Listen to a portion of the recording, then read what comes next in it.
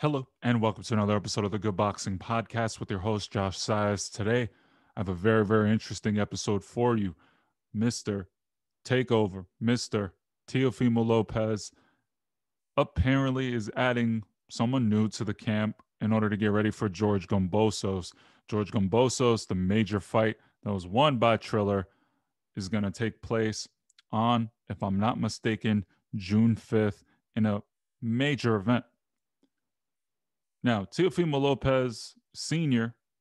or Jr., I'm not sure, they have some interesting dynamic, was anointed one of the trainers of the year. The other trainer of the year was Canelo Alvarez's trainer, Eddie Reynoso Jr. So, to me, it's kind of a surprise that Teofimo Lopez and his camp reached out to Jorge Rubio, who is a Cuban national coach and someone that worked with Teofimo Lopez when he was 15 and 16 years old.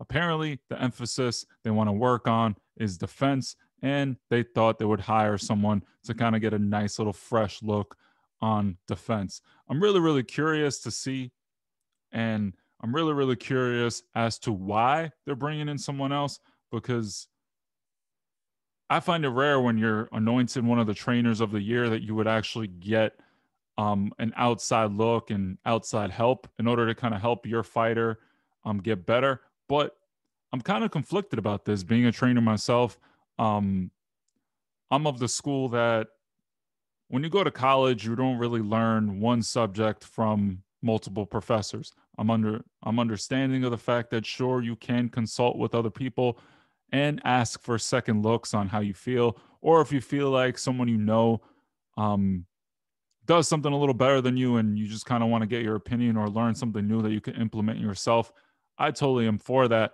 But how do you guys feel? And I'm not sure how I feel about someone being anointed trainer of the year with co-trainers. I don't know how I feel about that because when you saw the Lomachenko versus Teofimo Lopez fight, you saw that Joey Gamage was added to the camp, and Joey Gamage added tremendous value. You saw that Teofimo after that Masayoshi Nakatani fight, which hindsight 2020, that was a very, very hard fight, and a lot of people didn't know about Masayoshi Nakatani.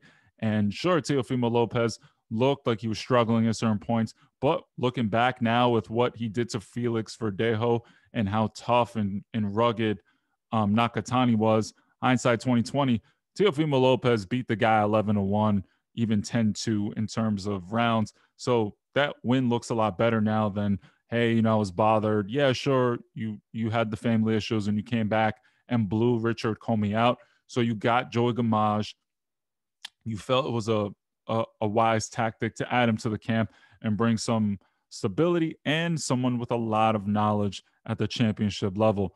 Joey Gamage has worked with an extensive roster of fighter. He's also worked with world champions. And you saw that Teofimo Lopez was prepared for that Lomachenko fight and that Comey fight.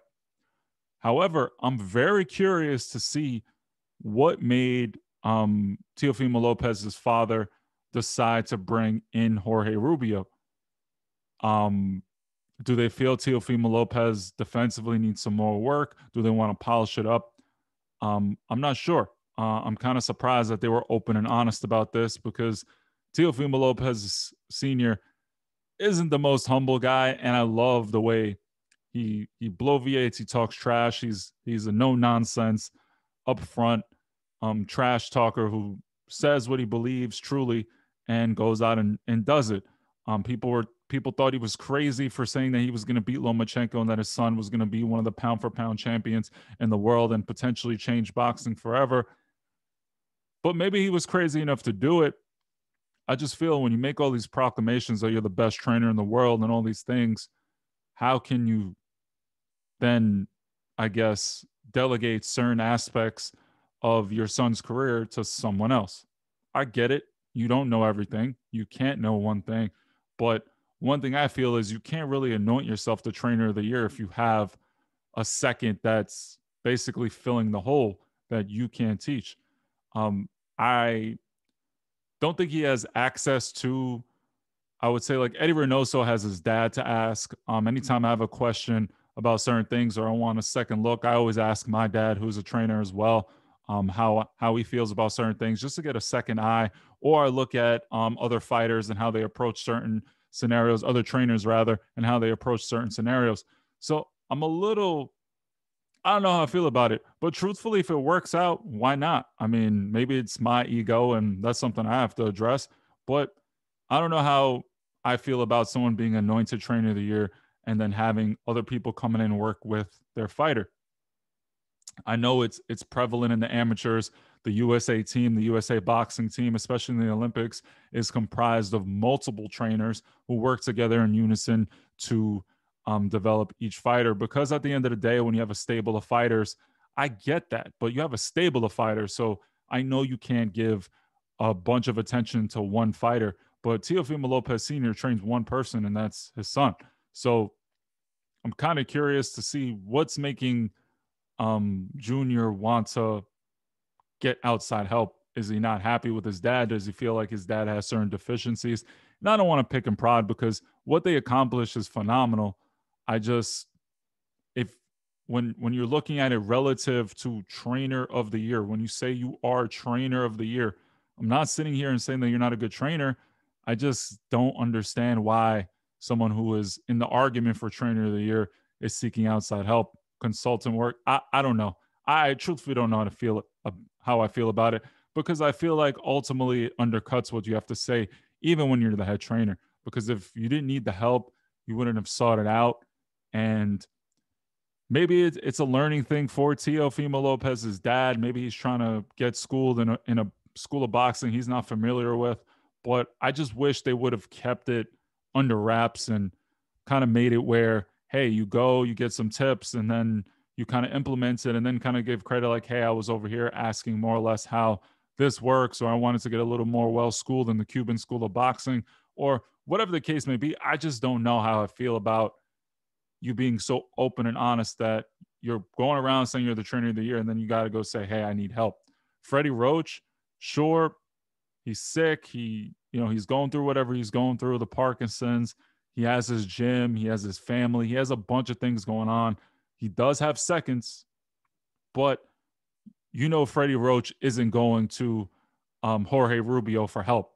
Freddie Roach isn't going to anyone else to kind of ask how he wants to implement certain things. So when you look at the top trainers in the game, you look at the Canelo Alvarez trainers like Eddie Reynoso, who it's a one-man team. I mean, sure, there's other trainers that help them, and I'm not saying that people can't hold the pads for your fighter. I'm not sitting here and saying that you can't have people that help, dictate sparring, you give them advice, and maybe you have another fight, you have to travel, you have to do all these things like K. Karoma, Javante Davis's trainer. You also have Sean Porter's of the world, who works with other fighters. I mean, they grew up in the amateur system together, and different coaches kind of work together in unison.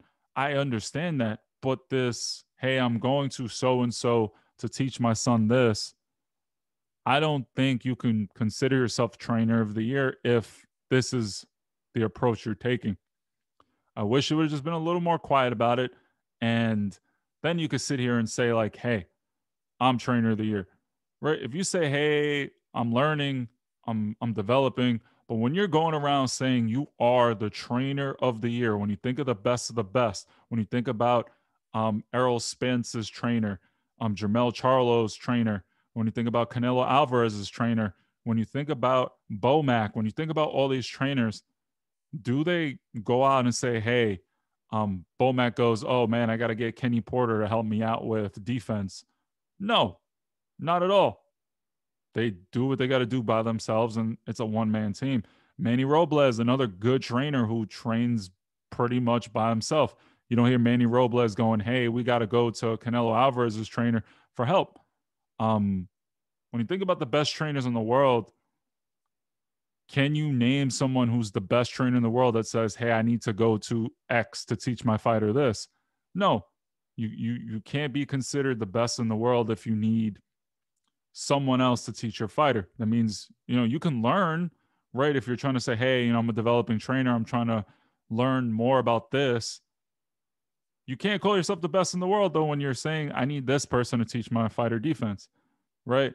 one of the biggest to me when it came to Ben Davison, someone I'm really, really high on in terms of boxing. Tyson Fury went to Ricky Hatton, went to Freddie Roach, went to all these different trainers when he was training with Ben Davison, right? What does that do? I feel like it undercuts what you're teaching and kind of undercuts your relevancy as someone's trainer. I don't know. I guess it's just me being personal. If I have a fighter, I'm taking them from the bottom, and we're working together and we're learning. Sure, you can study other trainers. I think you would be stupid not to train. I mean, not to study and digest the teachings of other trainers. But when you are saying you are the best in the world, right? I don't think you can say that when you're saying, "Hey, I need Jorge Rubio to teach my son defense." You can't be the best trainer in the world if you can't teach defense, right? I don't know. I don't know. I'm just kind of torn in between the whole thing, and I'm really, really curious because in other interviews too. And look, I'm a big Teofimo Lopez fan. I'm clear.